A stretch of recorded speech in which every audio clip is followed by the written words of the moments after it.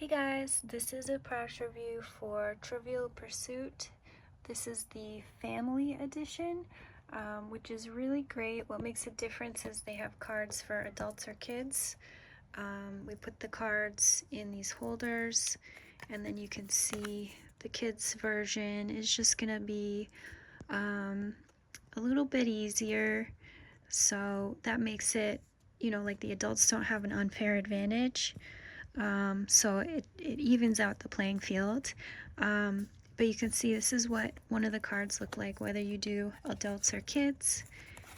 And you have the questions and then the answers on the back. So either as individuals or as a team, you get one pie. They have their own, they have like really good directions that make it pretty easy to learn exactly how you play the game. But okay, it's called a scoring token. I call it a pie in my head. But each player or team gets one, and then you roll the dice and you're moving around the board. And when you land on, let's say, a blue, actually I'll do one that isn't in the pie. If you land on a green, then someone else would pick a card and you would answer the green question, and if you get it right, then you get one of these little pieces to add to your pie.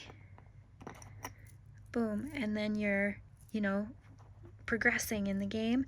And then what you want to do is get the whole thing full. You get to the middle, and then you have to answer one last question. So you're just going around taking turns, moving around the playing board. You might land on roll again. You might land on one that you already have a color of. So you can answer that question, but you're not going to get a pie piece. That's not what they call it in the directions. They don't call it pie, but that's how I think of it. A scoring wedge and a scoring token.